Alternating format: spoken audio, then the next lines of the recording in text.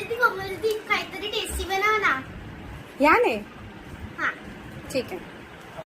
तर आता चला काहीतरी बनवत आपण चांगलं टेस्टी. तर इथे घेतलेत मी 3-4 बटाटे. असं यांना सोलून घेणार आहे आणि सोलून घेतल्याच्या नंतर मी यांना असं कापून यांना बॉईल करायला ठेवणार आहे.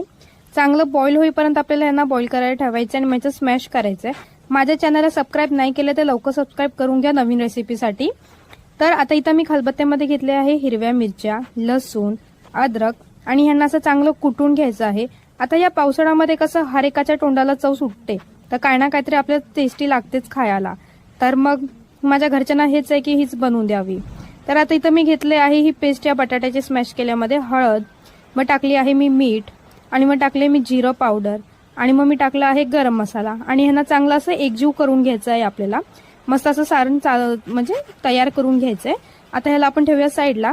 आता मी तर घेतले चण्याचं पीठ आणि मग त्याच्यामध्ये मी टाकलेली आहे हळद, सोबत मी ह्याच्यामध्ये टाकलेलं आहे मीठ आणि टाकले कोथिंबीर आणि अजवाईन. ह्याने अजवाईन टाकल्याने कसं आपली जी गॅस आहे ती होत नाही.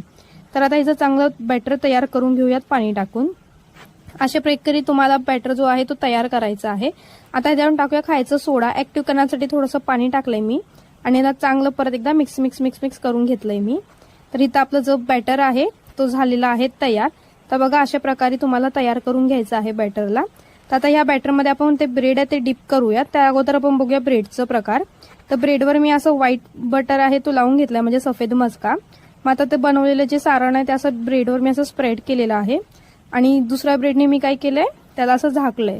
तर बघा हे अशा प्रकारे झाकून घ्यायचंय आणि आता ह्यांचे करू आपण म्हणजे आपण कापून घेऊयात 4 तुकड्यांमध्ये. तर अशा प्रकारे तुम्ही कापू शकता किंवा तुम्ही याला असे 2 तुकडेही ठेवू शकता. मी तर 4 तुकडे केलेत. अशा प्रकारे कट करून घ्या. आता मी इथं घेतलंय कढईमध्ये गरम करायला तेल. आपण ह्यांना करणार आहोत डीप फ्राय. तर डीप फ्रायसाठी आपण ह्याला अगोदर असं बॅटरमध्ये मिक्स करून आता ह्यांचं आपण असं करूया डीप फ्राय. बघा अशा प्रकारे फ्राय करून घ्यायचंय आणि मस्त हे झाले आहे तयार. तुम्हाला माझी रेसिपी आवडली असेल तर नक्की कमेंट करून सांगा. लाईक करा आणि सबस्क्राईब करायला प्लीज विसरू नका. ब्रेड पकोडे झाले आहेत तयार खायला. क्रिशा हे बघा हे झालं तयार. थँक्यू. खाऊन बघा. क्रिशा मस्त. पप्पा स्वादिष्ट